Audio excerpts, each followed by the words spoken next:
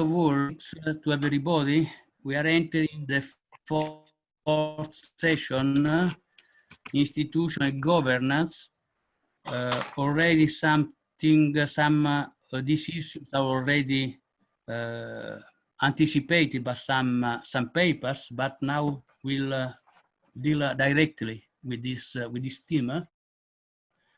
I just would like to remember that COVID-19 revealed some contradictions in the globalization, probably in the global value chain, all the problem of the delocalization of production, and this has been already underlined by some speakers today.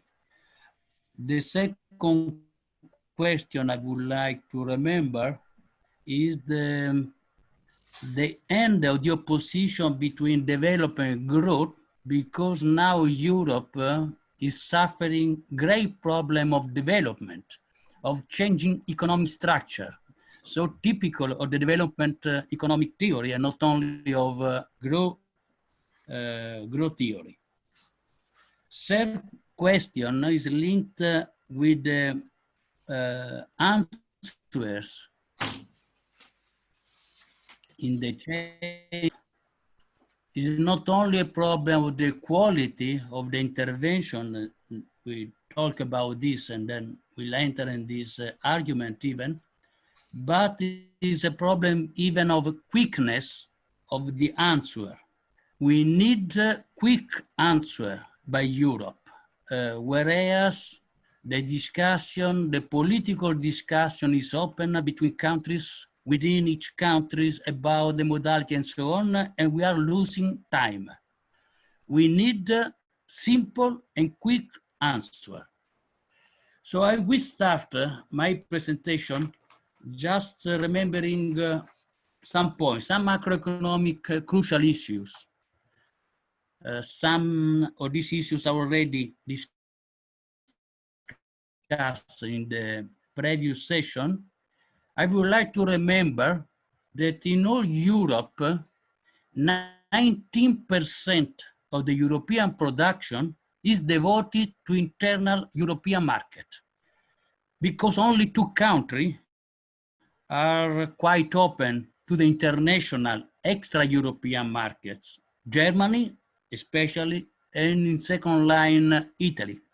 Only 2, but if we are taking into account all the European countries, 90% of total production is devoted to internal demand. So this clarifies why the problem is the lack of internal demand in Europe, because jobs are not sufficient and because wages are too low. Or in other terms, even because there are export surplus not expended, not reused for the internal demand, for investment and for public expenditure, and this is increasing the causes, the questions of the crisis. So we have two double problems. One is the lack of internal demand. The second is the lack of capability to spend export surplus. Third question, third consequence, third issue of this short introduction, European production should be devoted to resolve basic needs of a European citizen. So what was already discussed in the first and second session is coming back again. So we need a development strategic policies and industrial policies putting together the demand side and the supply side of the industrial policies, because there is the necessity of a coherence between the future supply of production of services and goods and the demands from European citizens? This is the first question I would like to underline. Second question, the relationship between COVID and the recovery program. Finally, Europe has proposed a recovery program. You know, in a few days, the European Council must take a final and formal decision, but it's difficult to come back because now European citizens are waiting for serious intervention in the line of the recovery program. This is for me we have opportunities for a hope and opportunity for a change in economic policies in Europe. So these opportunities for a new economy and society in Europe should be based on public services, on investment, and on new jobs. The relationship between the two questions from the demand side and the question from the organization, production, public services, and consequently the new jobs that should be organized through investment to supply public services will explain this kind of relationship in the recovery program. The supply of services for basic needs for European citizens, starting from the health security and people's care, austerity in the last decades broke a lot of services, broke the efficiency of the old European social model. And the COVID explained this contradiction, explained how fragile were our structure, our economy, and our society. But the supply of services for basic needs is labor intensive, but even research intensive. So we have opportunity to give a dynamic mechanism in which the organization of the recovery program to answer to the crisis should give a momentum to a different structural organization through a different orientation to the demand and to a coherence between European demand and European supply of goods and services. To organize this is not sufficient just to put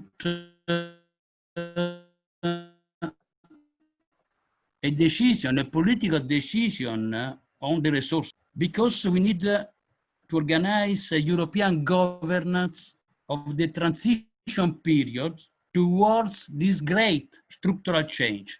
So not, as say someone, I don't remember then, who introduced this question, it's not just a problem of the short-term reaction to the actual crisis, but even to create a long-term and great structural change. So through a new European strategy based on developmental industrial policies. I will say something else on the recovery program and on the opportunity starting from the recovery program to create the conditions for a long-term development strategy in Europe. I think the starting point towards a project-oriented European society and economy in the direction of a viable future, that means green, participatory, based on awareness and social responsibility, the starting point, but we must maintain two main conditions and opportunities. The first of all, you remember that the recovery program has been introduced with some months of delay in relation to the Green New Deal, because the first declaration that the new president of the Commission was the introduction of a Green New Deal, then stopped every attention on this theme because arrived the crisis, the COVID crisis. I would like to remember that the recovery program should be only the first step of the Green New Deal. So in this sense, we can recuperate the long-term vision of the Europe, at least with the recovery program. But we have another kind of problem that we already discussed in the previous session, the construction of a coherent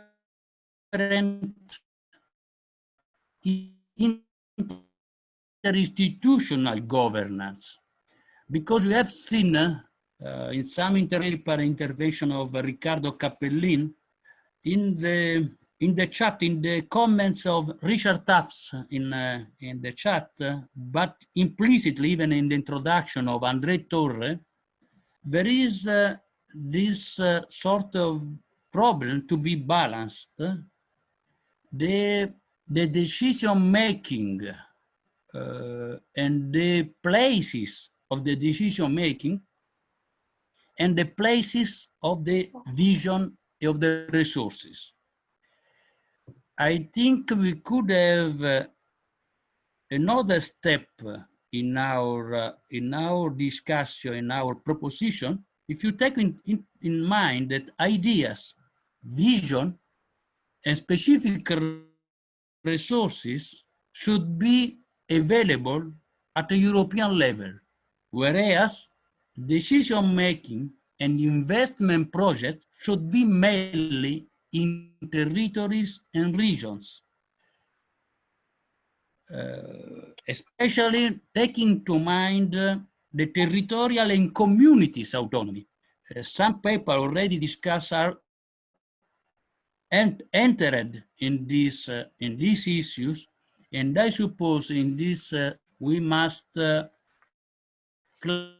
clarify some point about this kind of relationship, the institutional filière. That means we need to construct and to create even a field for education organization, especially education along the life for people working in public administration to understand the problem of the creation of the coherence along the institutional filière from cities and regions till Europe. In my opinion, in the best part of the politicians in all the countries in Europe, in the best part of the members working in the public administration, this point not very clear and very clarified. Let me remember some analytical and theoretical allies for this kind of approach, for this kind of discussion we are doing in this webinar. First of all, I think my arguments are very linked with the endogenous development theory approach, but even including all the place-based development analysis. Some papers already, and especially in this session, will discuss this question of the place-based development, that in my opinion is just one section of the endogenous development theory. But we will discuss already in this paper, in this session, there are at least two papers that will discuss sustainable development, and we discussed already this problem, the sustainable development and green development. But there are two other arguments that the paper of Kevin Morgan will underline: the question of the foundational economy and experimental governance. Foundational economy and experimental governance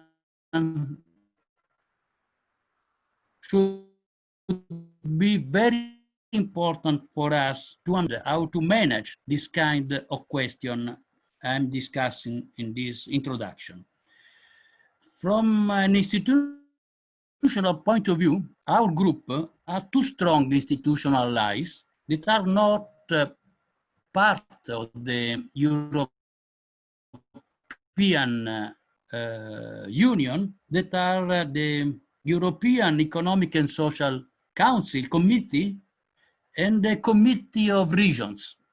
It's not a case that one of these institutions already worked with us in the December meeting conference in Brussels in last December, and the Committee of Regions will organize the Regions Week in October, and we will have a webinar, a specific conference group of organizers with the Committee of Regions in October.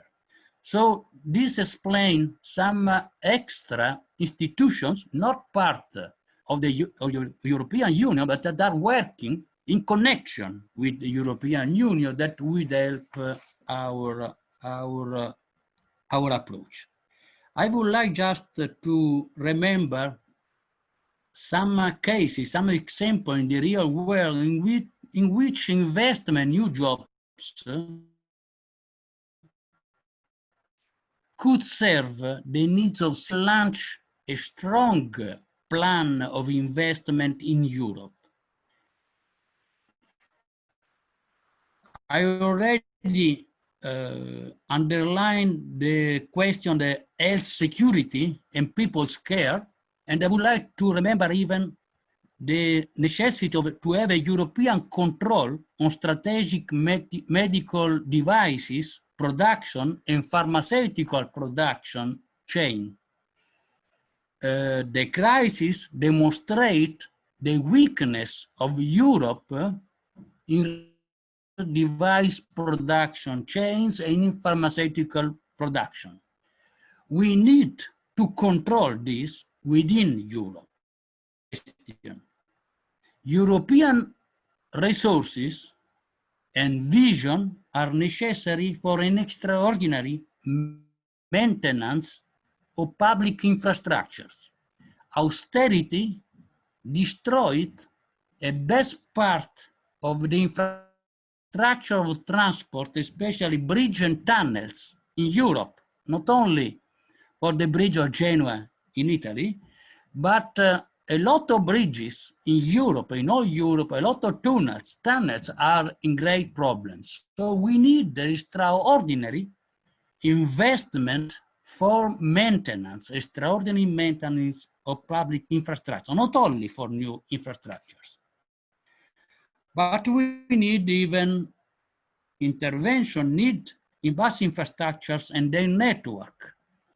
I would like to remember the position concern green energy production, in which decentralized investment in territories and different regions could be coordinated with a network at a European level. So this is specifically a meeting point between European institutions and regional and city institutions to balance their work to solve the European question. I'm very close to the end of my presentation. I would like to remember again food security. I would like to remember the third level of ranking cities. Small cities rural areas, mountain areas that need, I would like to remember intervention for territorial care against earthquakes, floods, forest fires.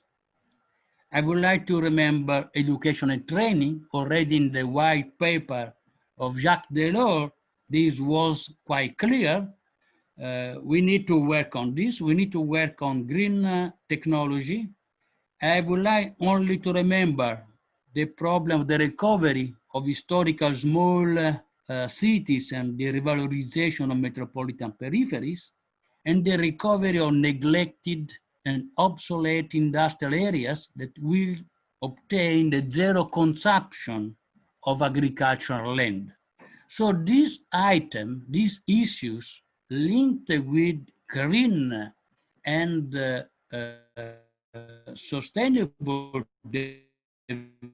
development are crucial investment linked with the needs of cities, not in the sense of the populist political groups, but as a collective defense of the citizen against the market abuses. So a strong cooperation along the institutional filière could put together this problem of a vision and resource at the European level and territorial and regional projects. The last comments are on industrial development planning. 1 minute to finish. There are some problems in a lot of public institutional documents on economic policies. Planning, economic planning, development planning, industrial planning is much more than a simple distribution of existing resources between countries and regions or different sectors. In a lot of political documents, of institutional documents, it seems only a problem of distribution of resources per regions and countries. Planning is the capability of the state and the capability to introduce between public and private actors to fulfill the desired goals. This means capability to deal with investment projects, starting from the engineering of the project till the execution and the control. That means indicative planning and partnership between private and public. So planning agreement, negotiated planning, as in the paper of Stuart Holland, has been already underlined, should be crucial for both the recovery program and the Green New Deal for Europe. I give now the floor to Manas Chatterjee for the second intervention. Please, Manas, the floor is for you. I remember to everybody to keep their speeches within 10, maximum 15 minutes, but possibly around 12, 13. Yeah, will you screen share? Will you please do the screen share, please? Screen share. Share screen. Share screen. We don't see your face, Manas. You have to change the position of the camera. Yeah, you must change a little bit. Now we can see the eyes. Okay. Yes, my name is Manas Chatterjee. I'm Binghamton University and also the Peking University in China. I submitted 2 papers. One is the use of role of peace science and regional science in COVID-19 research. And the second one is on the question of the impact of Brexit on the United States and EU. But I'm going to discuss this paper here on this other one, the first one, is this role of regional science and peace science in COVID-19. Then last one. So the summary.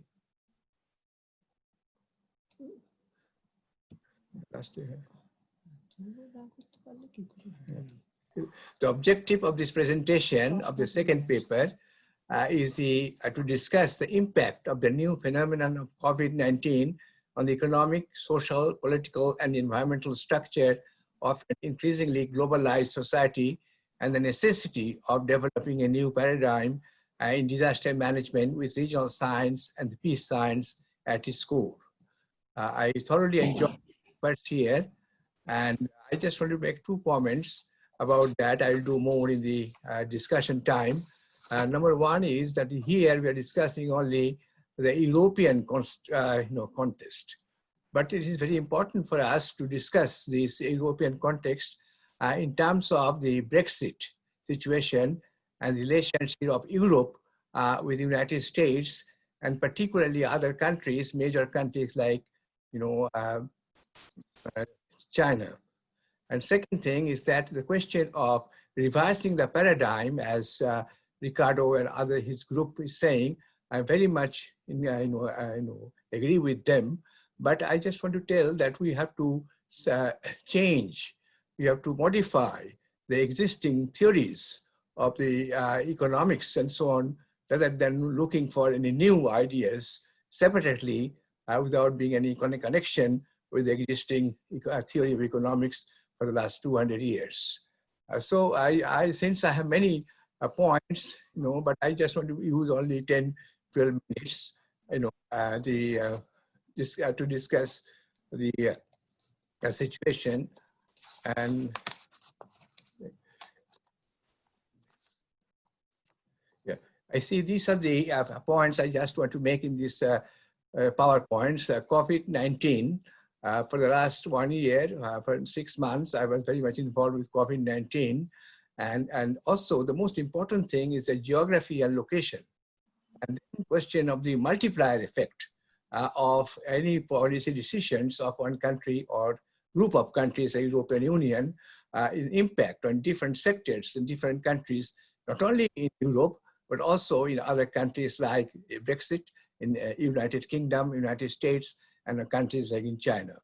Also, it's very important for us to discuss the subject matter of disaster management, which is a new subject I'm involved in the last 20 years, and find out how the ideas of disaster management, disaster not only just for COVID, but also the the question of the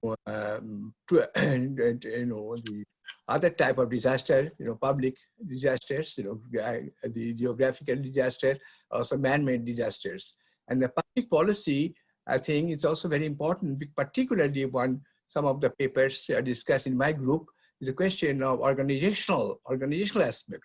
This session is on organization and that type of thing. But more important, I think, is the methods. What techniques, quantitative techniques we can use, methods and techniques to analyze all these things all together.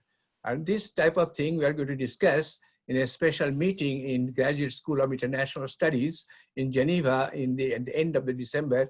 I'll keep you informed. This will be the impact, the challenges of globalization, not only in Europe, but all the countries in the framework of the topics we are discussing here. And then here, I just want to have many points. I put a star there. Star means only the points I'm going to discuss. The first one is Brexit and European Union. I'm not going to discuss, just to mention the points only, because I don't have time. And I think it's very important for us, which we do discuss, is relationship of what's happening in the European Union and its relation to Brexit and the COVID-19, and also United States. And then next point, the regional, state and regional impact. This is very important. I have also the second point, the third point. I'm not going to discuss all the points. I think this is the epidemiological epidemiological and economic modeling of pandemic, because these are a new phenomenon affecting our economic system. So it's very important for us to develop some kind of epidemiology and its location and interrelation with other sectors with the economic theory and so on and so forth we do usually in economics. And then the third point we just want to discuss is the question of the location theory. Location theory and comparative cost and shift share is extremely important thing about the location of development, location of growth of different sectors of economy, and its interrelationship with a phenomenon like COVID-19. And then the next point I want to mention is this the construction of the input-output table. That's my favorite table job I'm doing for the last 25 years. Input-output table is extremely important for us, not only just for European Union, but also world as a whole, to construct, and we have tables like that, input-output table within European Union to find out the impact in different sectors for different policies which we are going to make in different countries within the European Union in the context of the world as a whole, to use the input-output, interregional input-output table. I don't have time to discuss this, but maybe in the future we'll discuss this again. Then the question of another thing we want to discuss is the regional side before. This regional and socio-econometric model.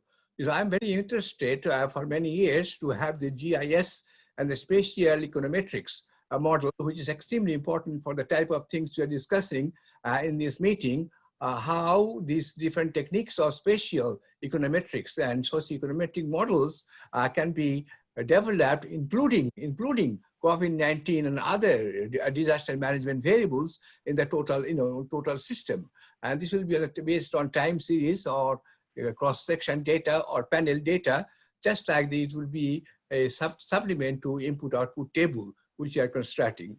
And then next point, I just want to mention, because I have many points, but I don't have time, the question of the big data and the data science and data analytics and the artificial intelligence is a very important thing for us now in this question of whole analysis of we are discussing in this meeting. So it will be necessary for us to find out how the techniques which have been in big data, data science, data analytics, and artificial intelligence, which have been used in business analysis, how they can be transformed to a question of economics, public economics. This is a big area of analysis, and some people are doing it, but not so much. Data analytic techniques is very much used in only business analysis. But we want to discuss this, the artificial intelligence and so on and so forth, in the area of public economics. And then I am skipping all the points, but just I'm discussing a few of them. An extremely important thing, in my judgment, is the question of conflict. Conflict of different sectors, conflict of different countries, conflict of interest, psychological thing, and the question of policies for how to take care of a conflict of COVID management. It's question of the conflict management.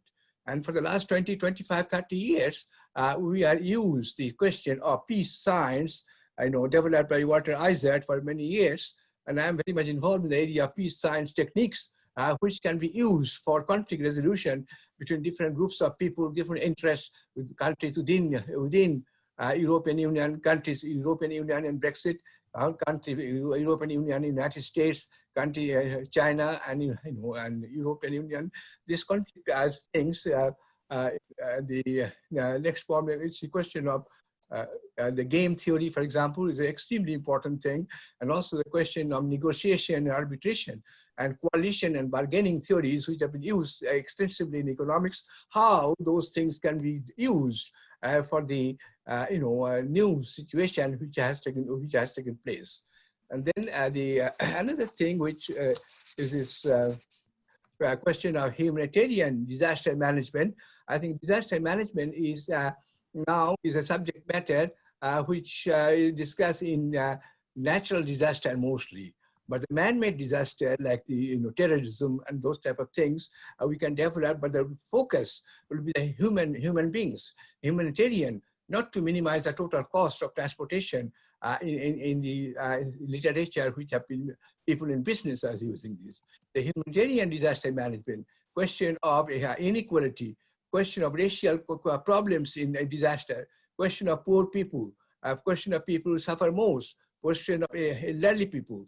There's humanitarian disaster management techniques should be developed rather than the techniques developed in business in disaster, which they use. And also in the case of the Red Cross and other people, they're more interested to have the allocation of resources over space, but not the human beings is not the focus. So the next point I just want to make is that I have these papers in my group.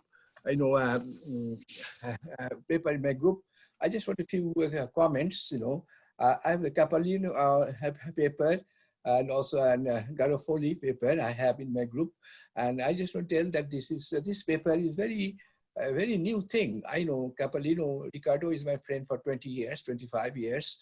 I had long discussion with him recently last year in Madrid, or not Madrid, in Rome, about whole subject matter which he is leading in this particular area.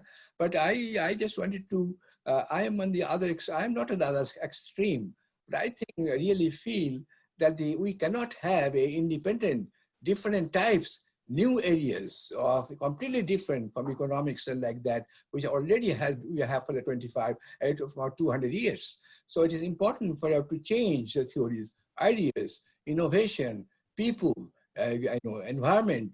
I know that with the question of inequality of people, these are very important things. He is very right. He's very right.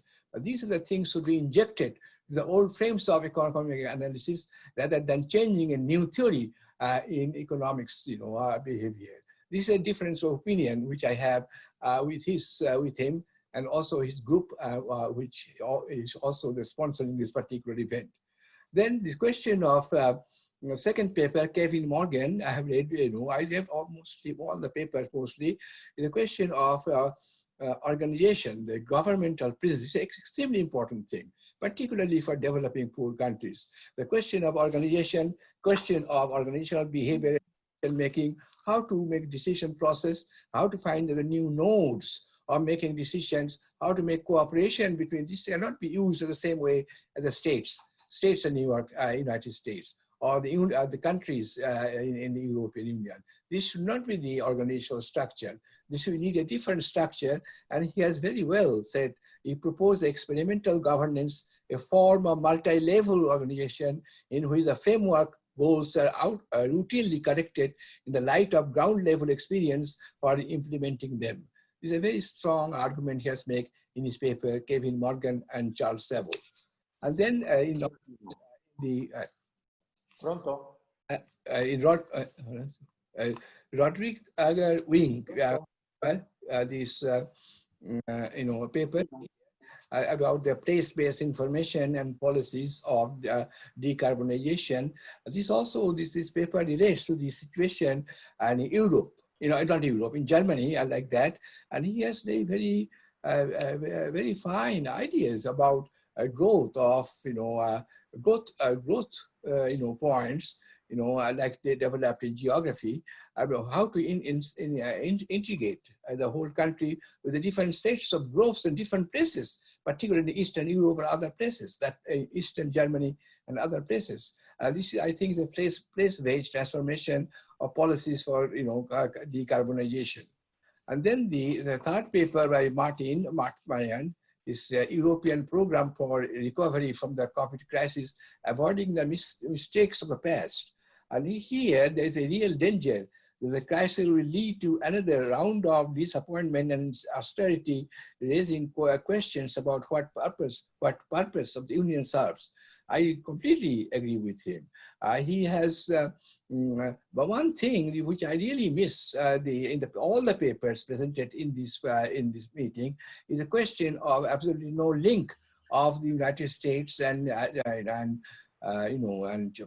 China and the developing countries with what's happening within Europe.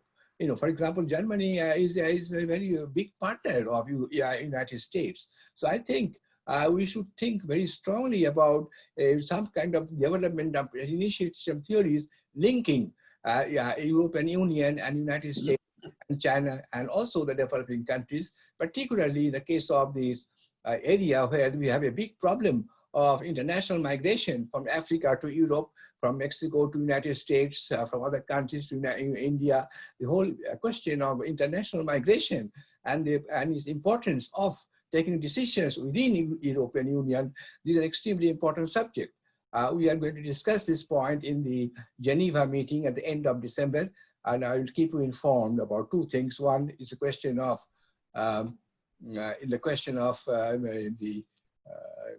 globalization, challenge of globalization, and also the question of the international migration and human rights. They're all related, I must say this. Question of human related, people coming from Europe, from North Africa, people coming from Latin America and Mexico to United States, people coming from other countries, from Myanmar to Bangladesh and so on.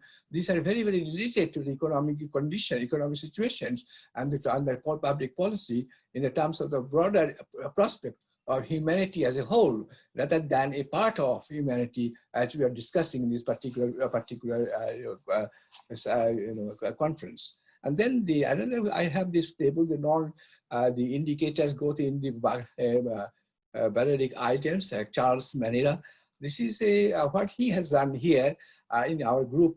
He has some kind of a econometric model of finding out what is the situation we had in that particular Balearic Islands in Spain, and before the 2008 meeting, 2008 problems, but he did not discuss the question of COVID-19.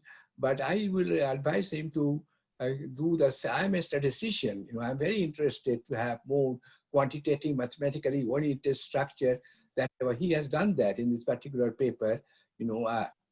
But I think it will be very nice for him if he takes the same thing, same situation, and include the COVID-19 and see what is the situation. Because the whole thing is the travel, a question of tourism, and this is based on that. But this paper is only for the 2008 financial crisis, and so far I can see from the whole paper, I did not see any mention of 2019 at this question of COVID thing. So I really appreciate. It's a very nice, good thing which has I know the type of things you're discussing in econometrics. I know that I teach those things at a very high level, and so I'll advise him to include this. So as a summary, as I said before, that this impact of the COVID-19, I think all the papers, I have read most of the papers which you sent from all sessions, not only of my sessions. They are very, very high quality, they are very hard, thought-provoking, highly important in our discussion in this present world. Very good. I think this is I really appreciate, I congratulate, Ricardo Capellin and his group to initiate this type of thing, originating from the Brussels meeting where I did not go. And we will take more steps of these things in our meeting in Geneva at the end of December. And also I am organizing a meeting in India, in my center. I established a center called Mahatma Gandhi Center of Conflict Prevention and Management. And I'm organizing a meeting on disaster, reconstruction, and peace. So I think this is a very important thing we must discuss, the question of conflict management, conflict of ideas, conflict of interest of different countries, how to resolve conflict, not only EU, but also EU and Brexit, the conflict of EU and United States, conflict in EU and China, conflict of EU in Southern Africa, in Africa, in Sub-Saharan Africa. These are very important subjects. which that should be the appendix of what we are doing here. Thank you very much. If you have any question, I can discuss. I told Ricardo that these very excellent set of papers. I have two book series, one by Emerald Publishing from England. I have 30 volumes have been published. And I have also another one from Cambridge on about three volumes, 2 volumes are coming.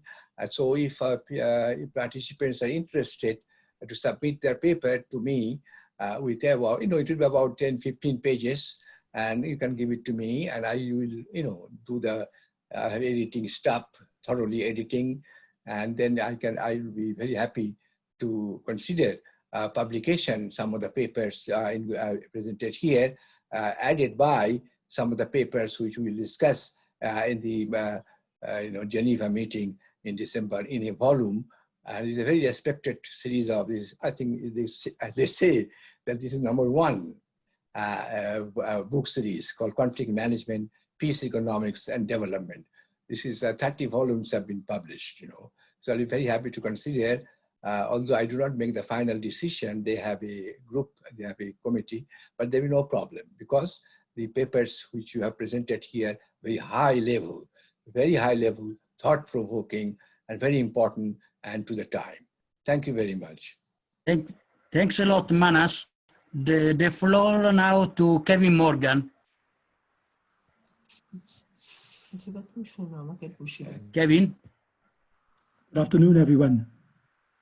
Ricardo, can you hear me okay? Yes, can you hear me? Yes. Yeah, the floor, Kevin. Okay, thank you very much for the invitation to be with you. I want to speak very briefly about 2 things. New models of place-based development and new forms of territorial governance systems. Manas, can you mute your mic, please? You need to mute your mic because there's background noise. Thank you. The COVID crisis has triggered new thinking about both development and governance. And I've tried to indicate this in my contribution in my paper, which is really a blog post, which I've submitted to the web forum. But I think we can all agree on one thing, that COVID has triggered both hopes and fears. Hopes that a better world is possible, but also fears that an old world will return, albeit with more debt and higher unemployment. But new worlds need new concepts, they need new frames, and they need new values. And I suggest in my post that all 3 of these things come together, they converge in the concept of the foundational economy. So very briefly then, let me talk about these 2 themes. First of all, the foundational economy as a new political economy of place. And secondly, a new governance system to deliver it, which is based on a multi-level polity model, which totally rejects the idea of principal agent models on which European governance has been based up until now. In those principal agent models, the subnational level, which, as Ricardo said this morning, has been manifestly and conspicuously missing from many of the big European recovery programs.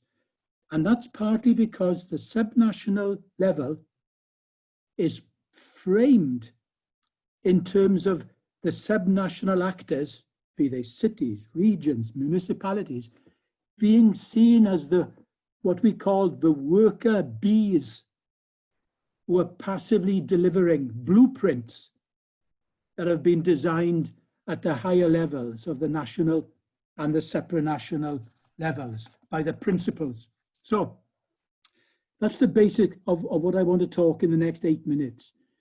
Pre-COVID, which isn't that long ago, pre-COVID, many of us were debating the new industrial policy with its mission-oriented innovation strategies and so on and so forth, based on the work of people like Danny Roderick and Mazzucato and others.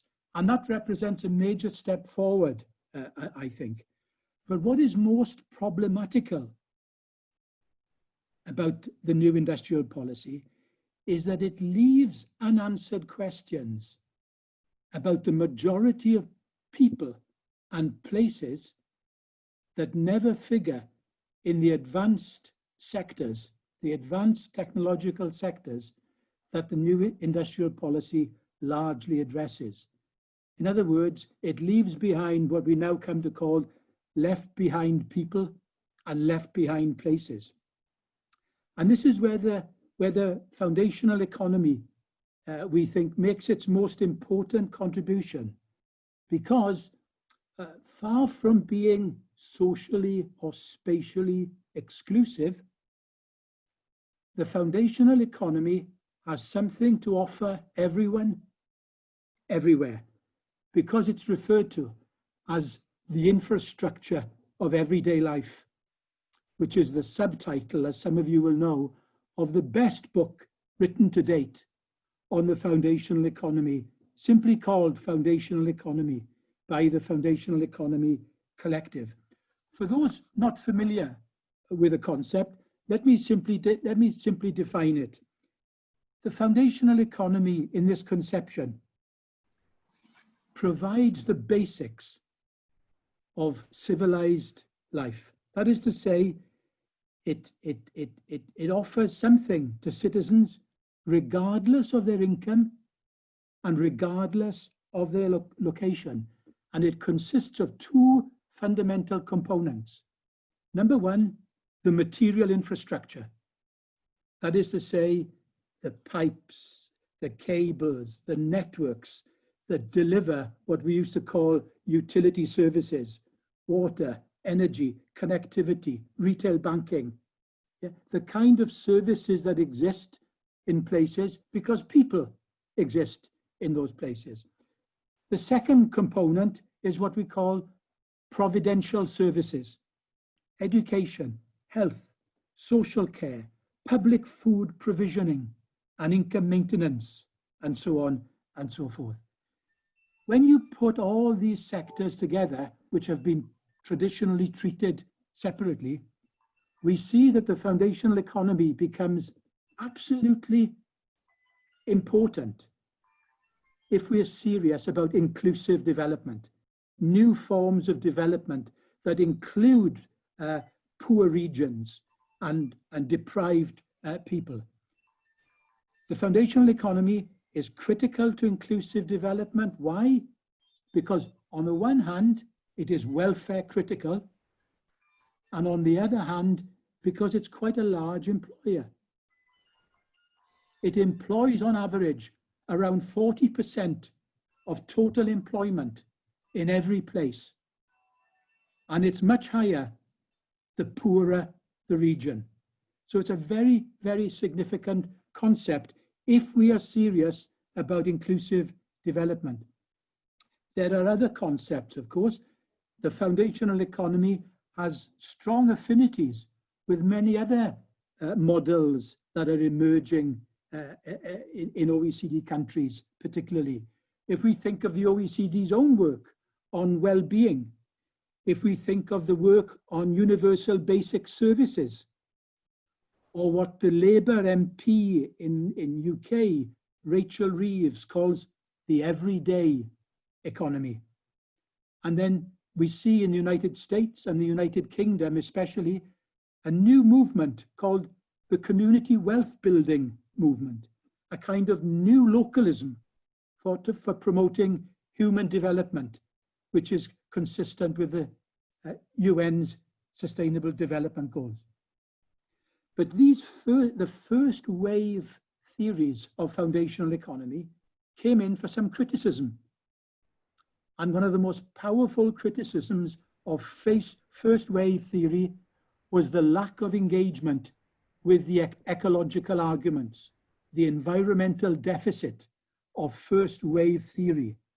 And that's why in second wave theory, we've sought to engage with very important ecological contributions, particularly the work of Ian Goff.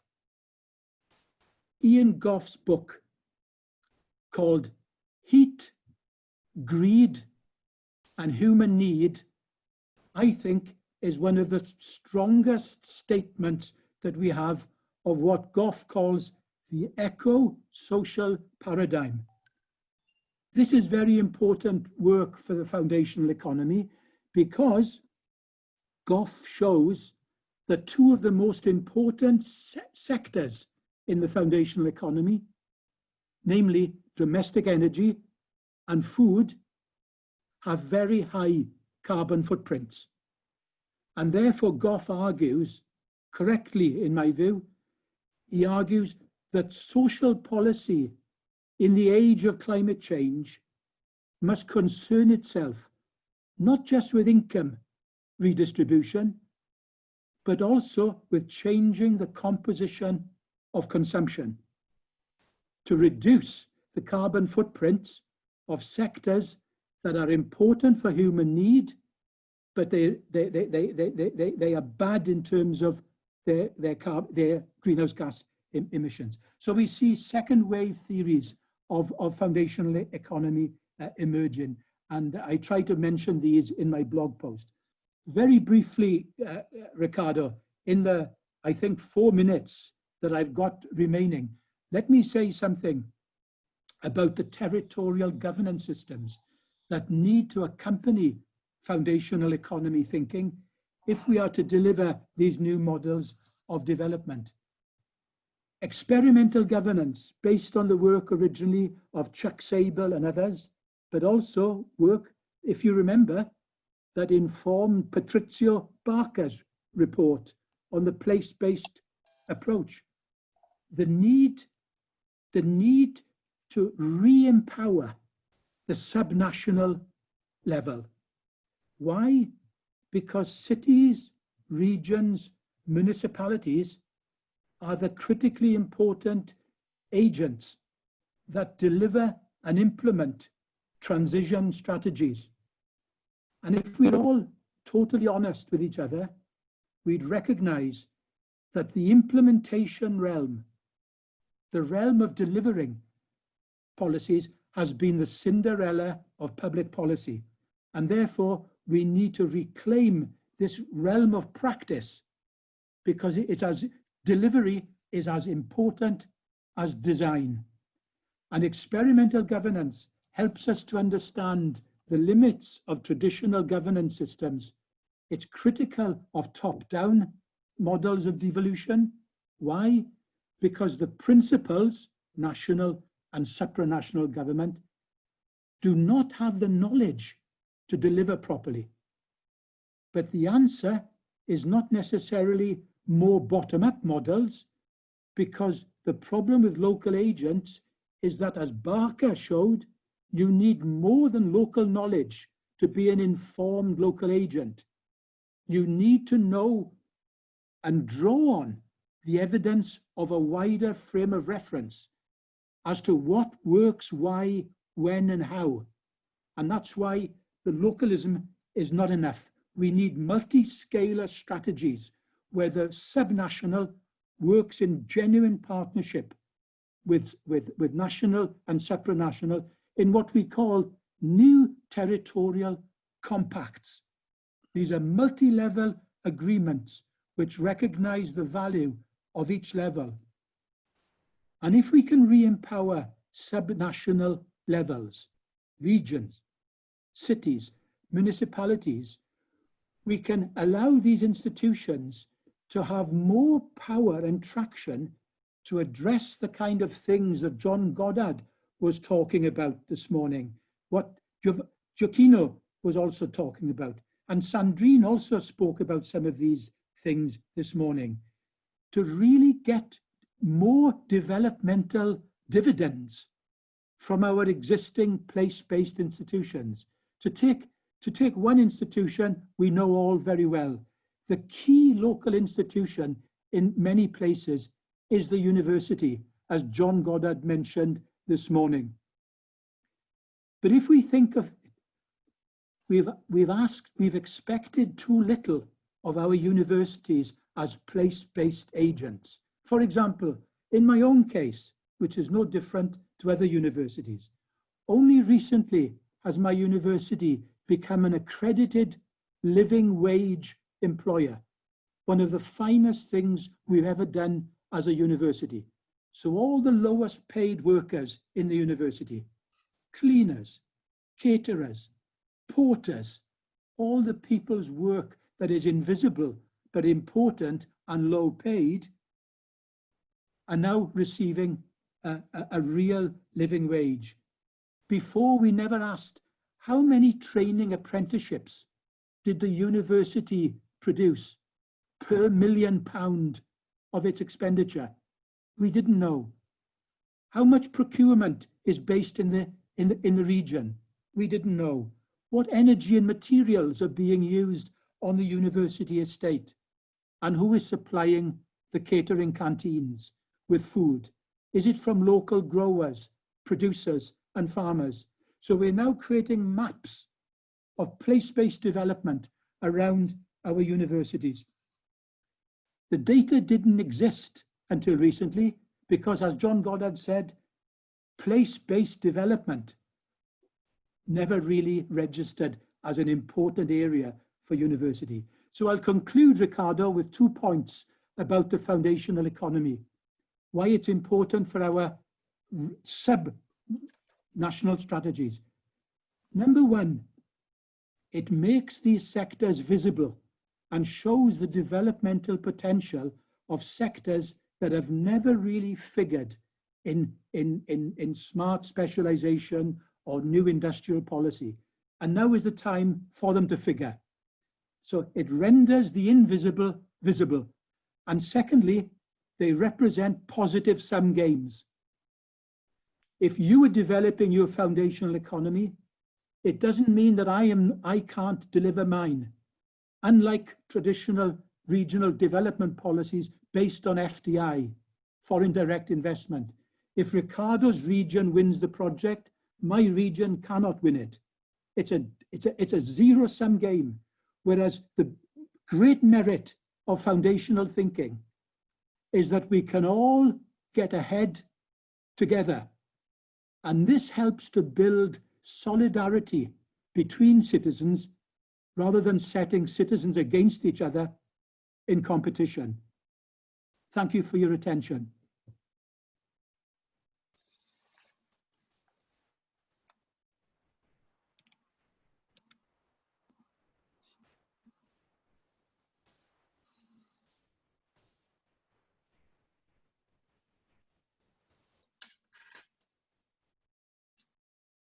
Gioachino, vai avanti.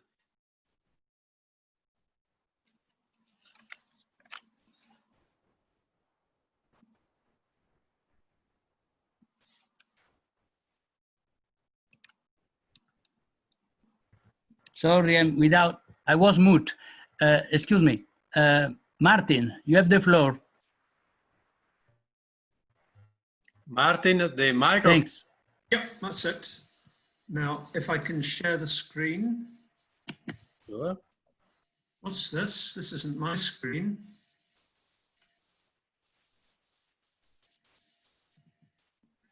I wonder whether that will, no, this is not the screen I want. You should close all the other application. Have on your screen what you want to project, and then you touch the green button. Yeah, I've got the share screen, but the trouble is I think I can see behind me what I want to get, but I've got a whole lot of nonsense.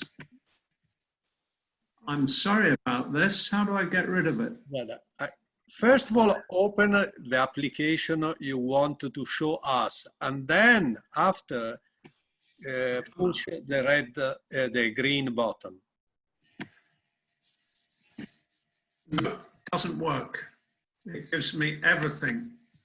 No. I have to close everything, do I? You should see on your screen your file, and then you push the share screen button. I have that. What?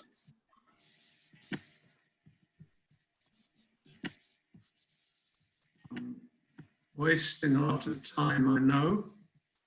Let's see now. That's what I want. I now press the share screen and I just get all this. I get stuff. Close the other application. Sorry? You can close the other application. Every other application.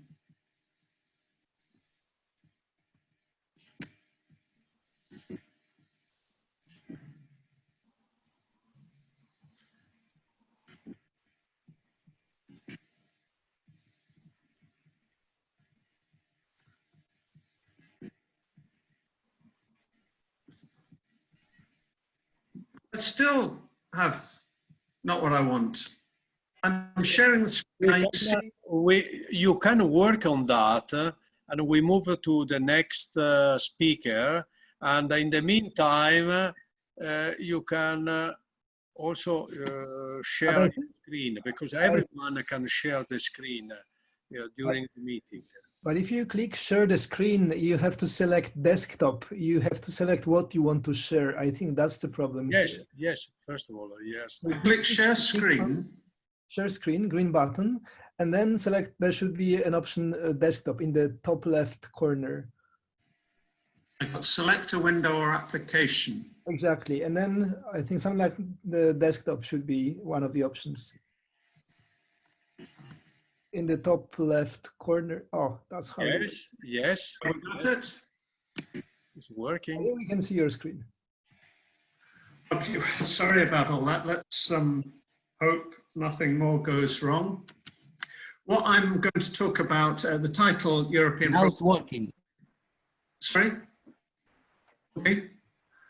I'm going to talk about the first economic effects of the COVID crisis, variations between and within countries, and I'm going to link to some points from the other speakers, because that's what we've been asked to do. There is statistical information on the effects of the crisis for April. I can compare April this year with the previous year. All countries, of course, have been hit to varying degrees. The variation depends on how well prepared they were. It also depends on the sectoral structures. Roughly speaking, a 35% fall in economic activity, not yet a big fall in employment, that is to come. You will see various forecasts of what European Commission, OECD and others think will happen. Actually, they're not forecasts in a traditional sense. They're telling us the best that could conceivably happen without being absurdly optimistic. The European Commission gives us 7.4% fall in GDP in the European Union, the OECD a bit worse, and then says if there's a second wave, it will be even worse. What they actually have done is just said, assume it's a fairly rapid recovery without too much by way of lasting effects, and we know it could be much worse. So this is the best it could be. Some sectors that are particularly affected, tourism and motor vehicles I've picked on, and I think we expect long-term difficulties there. Interestingly, they're not particularly important sectors in some high-income countries with low debt levels, and that immediately tells us something of a division that we could get. Looking at the social consequences, we can't get clear figures on living standards. We can get figures on retail spending, motor vehicles not included, and I've put there in the European Union down something over 18%. However, Finland, hardly any drop at all. Italy is, I think, one of the biggest of almost a third of falls. So substantial variations. And when surveys are done, seeing how the population is affected, again, a number of countries turn out people haven't suffered very much. Denmark, Finland, Sweden in particular. We come to some lower income countries, suffered a lot. Also within countries, there are differences. If you're unemployed, precariously employed, you can't telework because of the nature of your job. you're likely to have suffered more. Now, I take the point that I think Manas made, that we shouldn't look at the European Union in isolation. It's part of the world as a whole, but nevertheless, there's a great deal of trade and travel and so on within the EU, and I think it's worth looking at it as a single economic structure, different specializations within it, and all will suffer if one suffers. From which I conclude that the solution should be a common collective project. However, the fact that the effects are different between different countries can sharpen divisions in views over what should be done and what needs to be done. I think there are two sort of groups of immediate policy issues from the European Union point of view. The first one is the need to relax the constraints that they can apply that can prevent countries from actually doing what they should do. So they have made changes to competition policy to enable state aid for various different things. But actually, it's very clear from the first applications that have been approved for being of state aid, that that's not enough on its own, because the help goes mostly to those who have the resources to spend. So we find it's a number of big high-income countries that have been able to spend the most and others can't do particularly much. So we need also to relax the Stability and Growth Pact. They've said they do that for a period, but at least we should have a permanent golden rule which doesn't apply the strictures for if it's productive investment or necessary things for overcoming this crisis. The second thing that I think we need at European level, and a number of people have talked about this already, is European Union borrowing. It can use its financial credibility, the fact that it's considerably more, must be trusted considerably more than any individual country. It can use that to borrow at more favorable terms, and that can help to hold back national debt levels.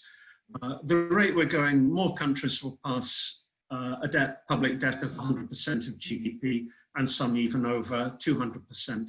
Now, of course, there's no set figure at which public debt becomes a dangerous problem, but there is a tendency for those who are being asked to lend to become much more reluctant as it gets higher, particularly with the European Union rules. It's a Eurozone problem, of course, only half solved in 2012 with the sort of lender of last resort structure that they created, but as we know, with conditions attached, which led to the demonstrably counterproductive austerity policies, and don't repeat that.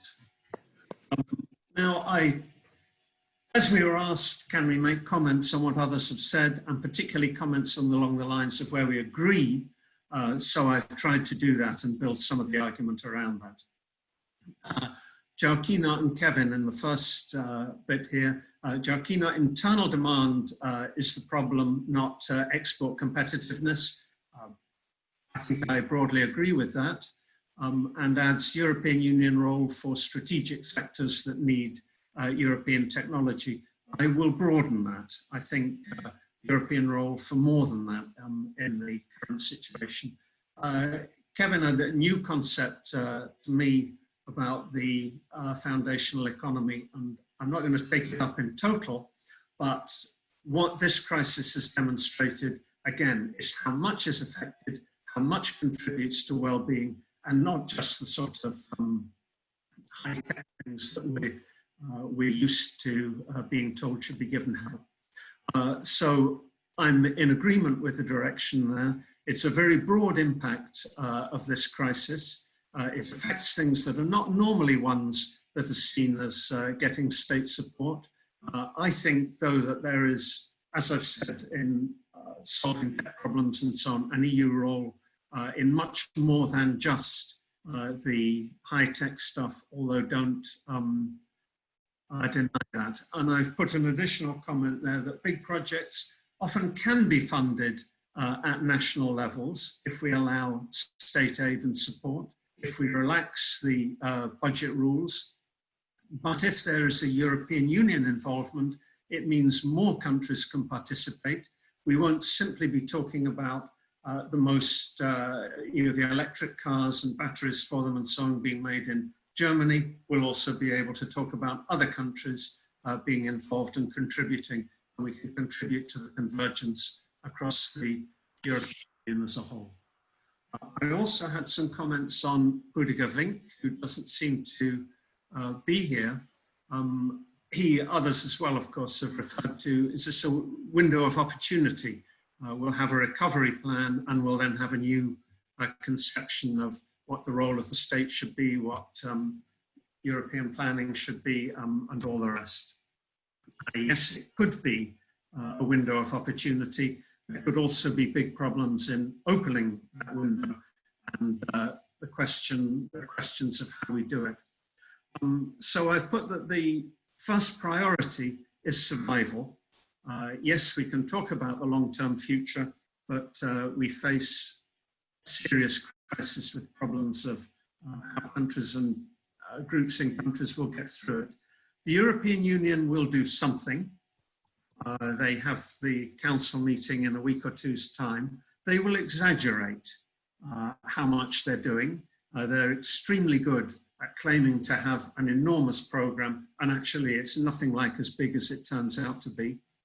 So we should not be fooled, and I think the key issue now is will they use their financial credibility to borrow and to make that available to member states. There are big battles involved. How much will it be? And I don't know what the ideal should be because I don't know how long or how deep this crisis is going to be. How should it be paid? And there are various kinds of new taxes that have been proposed: digital services tax, a common corporation tax, a financial transaction tax. Maybe it's utopian to hope, but that seems to me the direction we should go. Who and what benefits, what groups and what activities, and there will be disputes between countries and so on. Should it be in grants or loans? And I would say a substantial amount in grants, exactly the same as what would happen if this were within one country rather than within a country organization. And we should have permanent EU fiscal capacity. There is a sort of thing proposed, sort of agreed last autumn, but it looks like it will be 0.02% of GDP, which is quite trivial. However, that is the direction in which hopefully we will go. And if we can win those difficult political battles, then maybe there will be a window. So conclude, new opportunities, could be a new emphasis on an active state, adequate social services, better social benefits, green transformation, all the rest. But we could also find a re-emphasis on austerity, leading to greater inequalities, wider divergences, and other things that we do not like. I'm hopeful but not optimistic. I think I could say there are political battles to come. So thank you very much. Now, how do I unshare? How do I get out? Thank you, Martin. Thanks a lot for your speech and for your proposal and ideas. I will give now the floor to Ferran Vinés, to Carles Manera. Carles Manera and Ferran Vinés are the authors of the paper. They are working both at the university, but even at the Economic and Social Committee in Balearic Islands. Thank you very much for, first of all, thank you very much for the invitation to participate in this meeting. I think it's very interesting for us because all the papers are a good ideas for the applicability in the future in the regional policy. But now contribution is not about the COVID-19. Our research is on the is a more strategic vision for medium and long term. Is a study for the regional government of Balearic Island and was carried out thanks to the collaboration of 36 scientists from the University of Balearic Island and its research centers. In other words, it's a very concrete research. It's a very concrete research, but with several results very good in our opinion. More than 500 pages of economic, social, labor, and environment diagnostic. The conclusion is with 274 measures of practical applicability for the regional economic policy, and also another evaluated is the alignment with the United Nations Sustainable Development Goals. In our opinion, is a good exercise between the political sphere and economic governance, with several conclusions, very concrete in different fields: demographic evolution, climate change, education. The importance of the education in the future our forecast is until 2030. Is a vision of future. Is a vision of future. For this reason, our contribution, the role of the COVID-19 is missing in our contribution. But the vision is a medium and long time. In other words, our research is a very conjunctural. In other hand, is two studies about the impact of the coronavirus in the regional economies, with an impact very important. Our calculation is our decrease in the GDP in Balearic Island is an economics with a dependence very important to the mass tourism. Is a question very important for us. Our decrease is between 9 until 17-19% of decrease in GDP. Is very high. Is very important. In our opinion, which is our principal contribution in this panel? Two things. First of all, is a concrete study on our regional economics. This is, for us, is important. Is a very concrete study with a lot of contribution of several experts, several professionals at the University of Balearic Island in another centers. This is, for us, is a good contribution. In another hand, is a lesson because the territories teach to discriminate difference.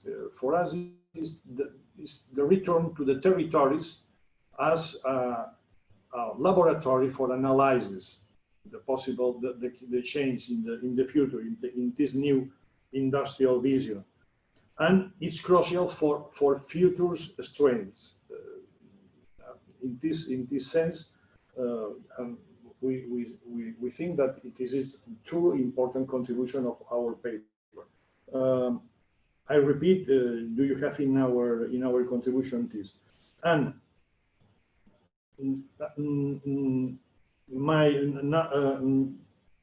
we are presenting this panel specifically paper on indicators of sustainability. Is with a relationship with this vision more strategic. If you read it, our paper, with non-chromatistic indicators and growth in Balearic Island, we are detected 10 indicators: water consumption, energy consumption, production of urban solid waste, CO2 emissions, Gini index, etc., until 10 indicators. Could be a good exercise also for export to other territories in Europe.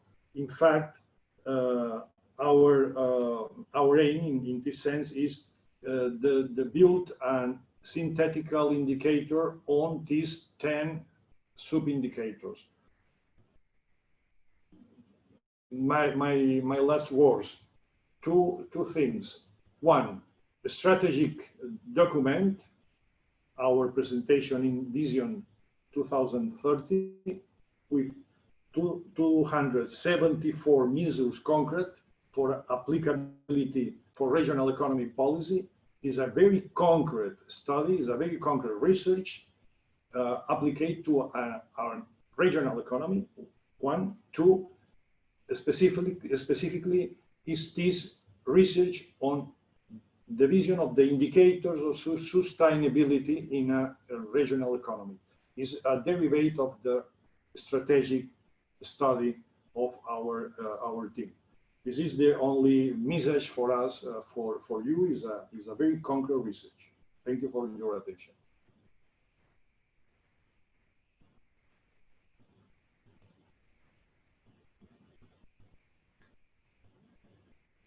Thanks a lot, Carles. Questions? Would like to intervene?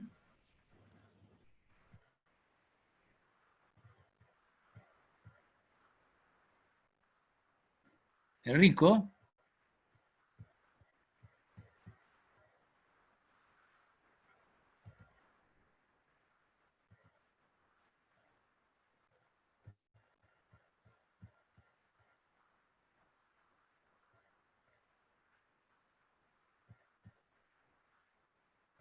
No, Joaquino, no questions. Thank you.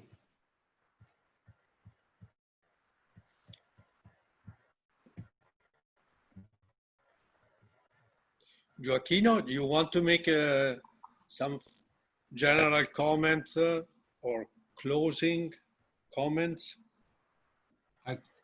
I can say something. No one would like to intervene now.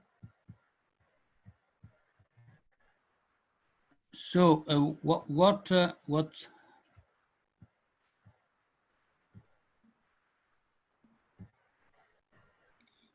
Joaquino, excuse me. Yeah. Only I'll ask Yes, Carles. Yes, I can speak. Yes, You can speak. Yes, it's only a short intervention.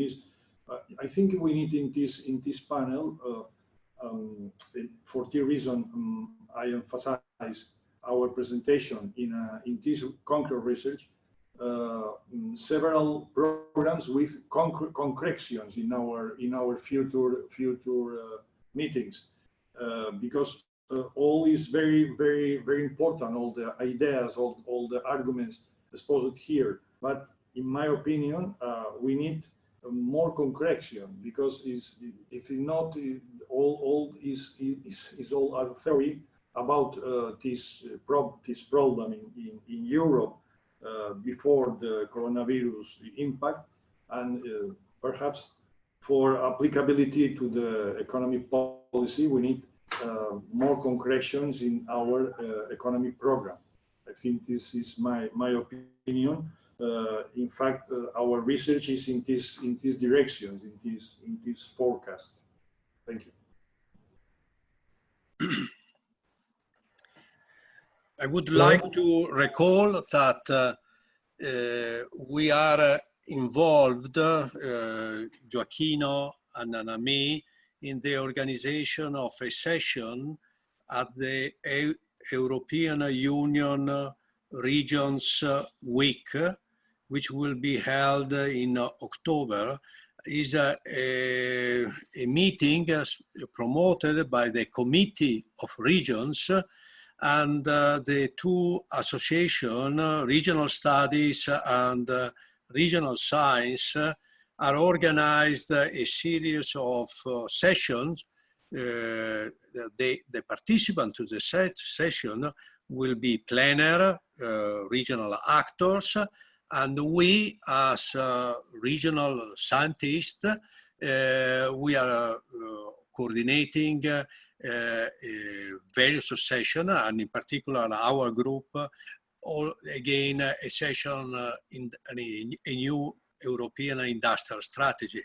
So I think that your group, the Gabinete de Consigliera of the region, could certainly participate together with us in this event.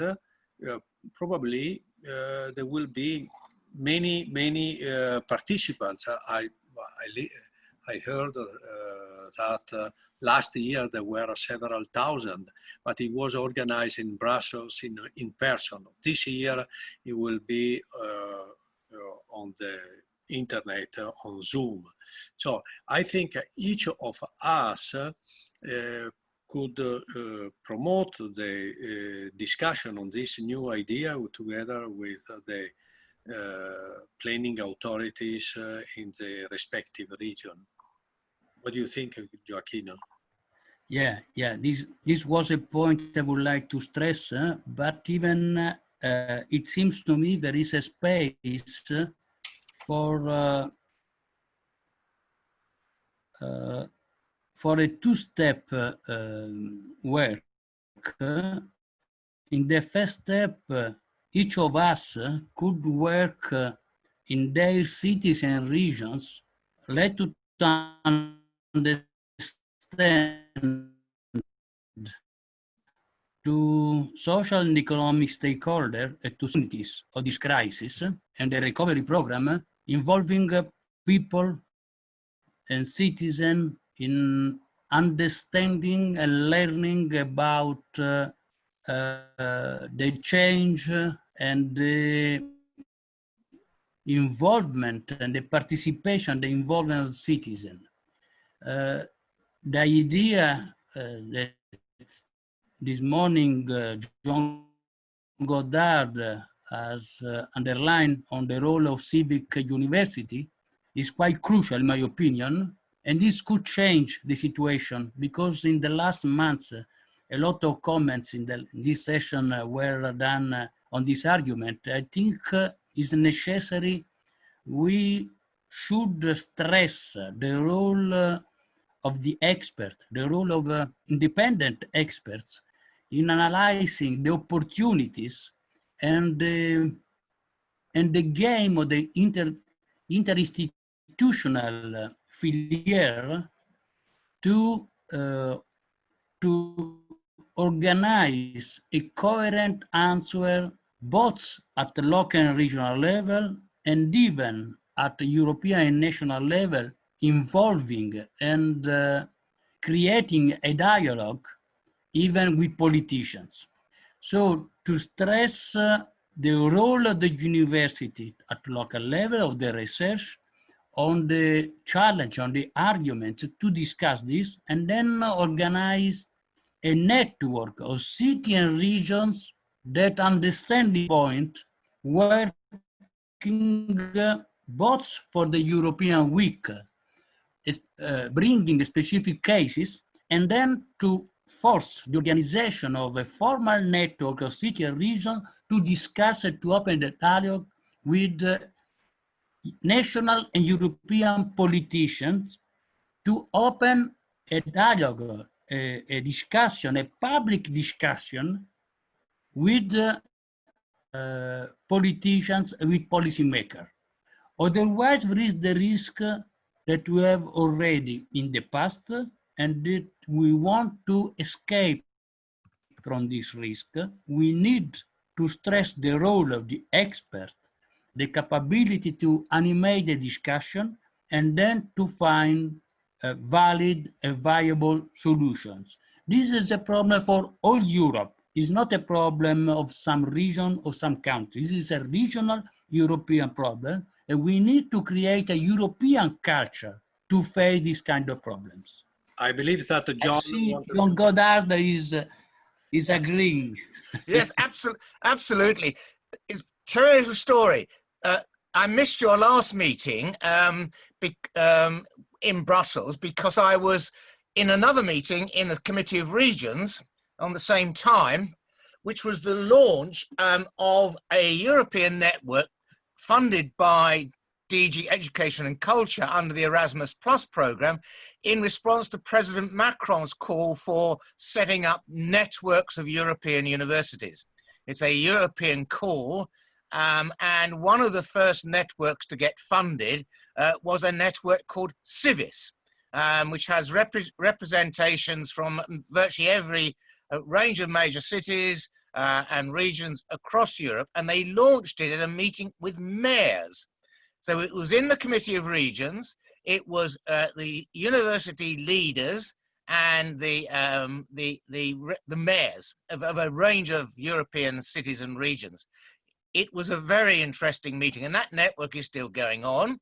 There is a second competition under the Erasmus Plus program, and I'm part of a bid from my new university in Birmingham, which is called eUniWell, Universities and Wellbeing.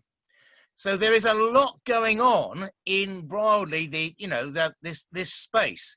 And I think the way in which the European Regional Science Association and Regional Studies plugged into that, I think is incredibly important.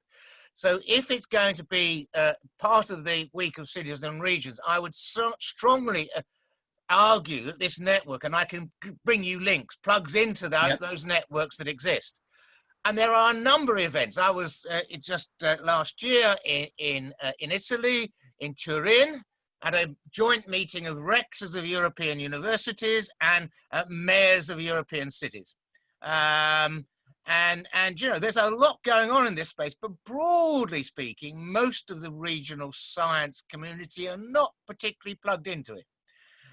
I get plugged into it because I was an institutional leader. I was a vice rector, and you know, I'm a sort of academic practitioner, and so there's quite a network of rectors rectors conferences. There's the Italian Rectors Conference, which has been addressing these issues. So I do think this particular group of people, which is the Regional Studies and Regional Science Associations, need to start plugging into some of these other networks. And whether we like it or not, the university sector is critical because it is in also a very difficult financial situation. Big discourses going on about student outcomes. Can students get jobs? Will the governments continue to fund them? Will regional governments fund them? So I think there's a number of pretty big questions here. And I've really enjoyed, I haven't been to all of these sessions, there's a wealth of insight in these papers here, which somehow need to be synthesized a little bit more, just to take the pure essence out of them to get the key messages across. You need a sort of a high-level synthesis. I mean, and I think the two of the sessions that I have to institutions and governance and cities and regions, those are pretty key issues. So I'm just saying 3 cheers. I'm very happy to help in any way I can to set that up, China and the other members. Okay, thank you. In line with this, John, I remember a very wonderful meeting in Italy, but what was more than 20 years ago, almost 25, with the rector, the president, and of the university, and the mayor of the almost all the university town in Italy. Wonderful, but was the first and the last one. I suppose that to organize something at the European level, we need to work on this. Should be a wonderful idea, opportunity. We could organize this in 8-9 months, perhaps. It should be the final point of our work. Thanks a lot. Thanks, John. Riccardo, Joaquino, Enrico. You want to Nothing to say. some other, yeah, Enrico. No, Enrico has nothing to say because already said something about, you know, role of university and role of cities, and John Goddard said it better than me. So it's something on which I agree since 5 years or something like that. So we have to find a way in which to push on these ideas. Otherwise, we are only scientists in inverted comma. Yeah. Much more than scientists. We must be actors of this renewal. Otherwise, it's just plain words. Excuse me, just to remember the possibility of alliance with the Economic and Social Committee, they could, in a country like Spain, this organization is organized even at a regional level. That's important. But I remember in the meeting between rectors and mayor, where was present even the president of the committee of the regions. At that time was the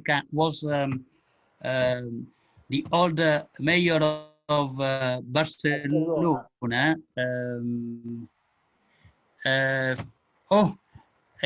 The name is escaping to me, but you remember very well, was the first president of the Committee of the Regions. Can I just say that this is urgent? I think this discourse that we've been talking about has been going on for a long time about mayors and universities and cities.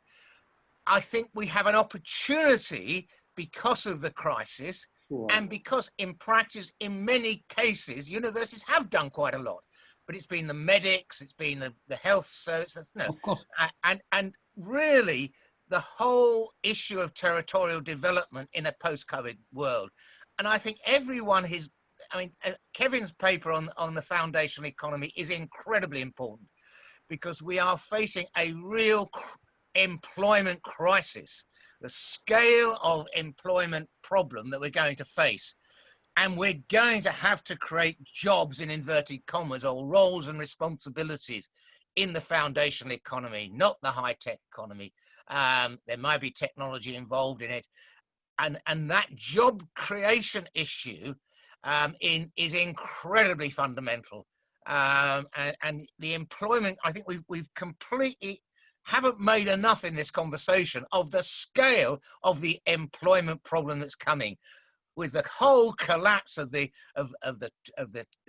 experience economy, the visitor economy, the high street.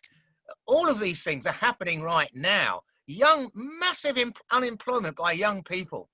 So the scale of those employment problems, if we don't step up to the plate as the academy and as key institutions in our cities, education is going to be important.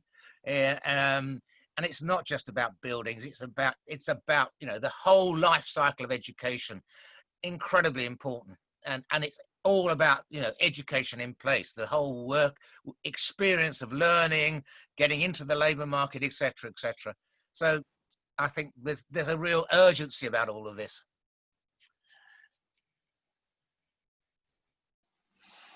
Okay, I think that in the next few weeks or month, every country will elaborate their own strategic programs to be included in this next generation program. And as Korpakis said, the regional dimension is not yet considered. I believe that our proposal and this problem, that the regional dimension and as you said now, John, the employment problem, which is very crucial, very clear. If you look the problem at the local level rather than at the national level, because at the national level it seems that the major problem is finance, to give loans to company or the European Central Bank loans to banks,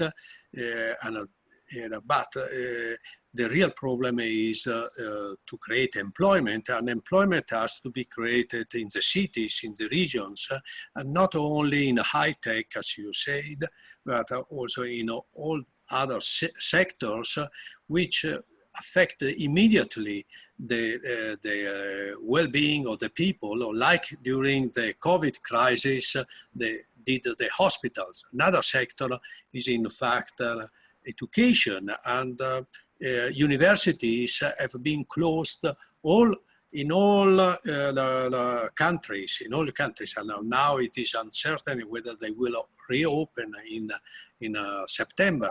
And we have also a decrease of university registration because because I don't know, because of economic factor or because of social factor, but anyhow, if we have to invest in education, first of all, and so I think and I asking you, John, as you have a major role in the Regional Study Association, I will ask also to André Torre to do the same. I think the Committee of Regions in Brussels could promote an initiative. We did already in the 4th of December a very nice forum, very similar to this one, a little smaller because it is expensive to have a flight to Brussels. We were about 15 persons, and we had a very interesting reaction by the President and the Director of the European Economic and Social Committee. I was late in having a contact with the Committee of Regions, and one of the directors told me that they are very much interested on this topic, but we should organize another occasion.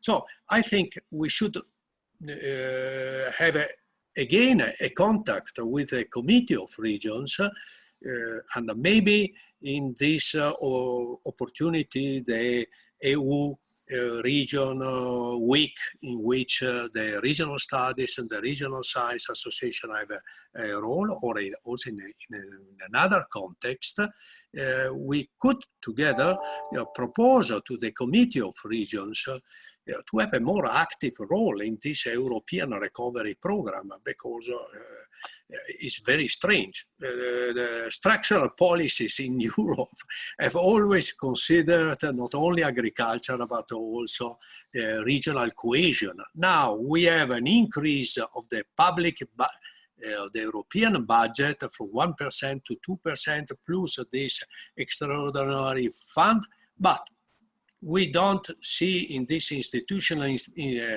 infrastructure the role of municipalities and regions, when during the COVID crisis they have been at the front.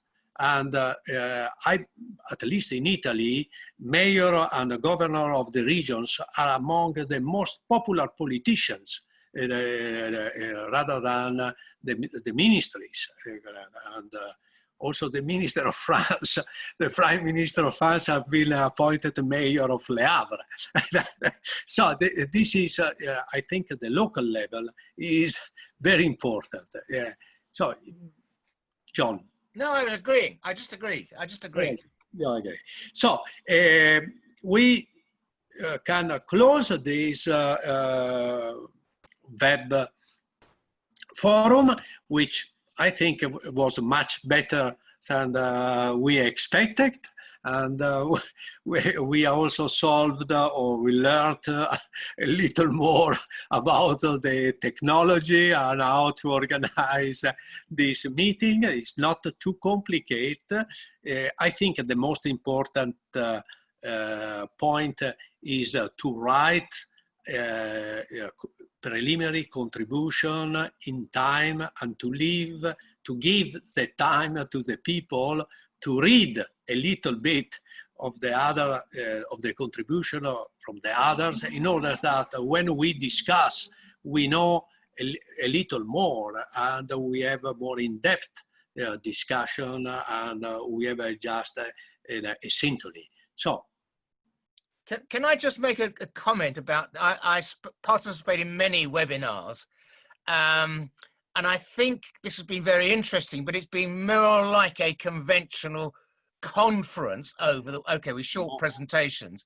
What you can do with webinars is have, in addition to chairs of the session, you have a moderator who listens to all the chat that's going on the screen, on the sidebar, and then selects questions to put to speakers and panelists. So I do a lot of this, but you really do need to have identified some people who will be going through the chat and then point you to the chair, select someone to make a question verbally, and to get much more dialogue.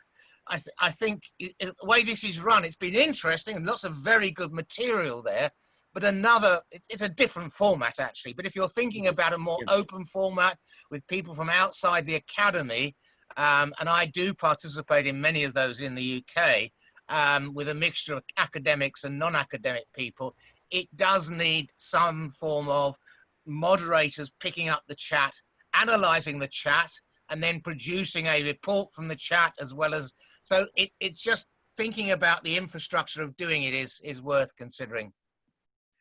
Thank you for the suggestion. Gioacchino? I just would like to say thank you to everybody, and to see for the next meeting, for the next webinar. Enrico Cicciotti? You remember the quotation of Jean-Luc Godard in this case, you know, it's not the end, but go on. Okay, so we can close the webinar. Yes, Manas. We thank everybody for this active participation. Okay, bye. Bye. Bye. Thanks. Bye. Bye, Thank you very much. Bye bye. Bye, Vanya. Bye. Bye, Ricardo. Bye. Bye, Manas. See you soon. Bye bye, John. Okay. Right? Bye, Manas. Bye bye. Marco? Ciao, Riccardo. Ferran. Ciao, ciao a tutti. Bravi, bravi. Ciao. The meeting.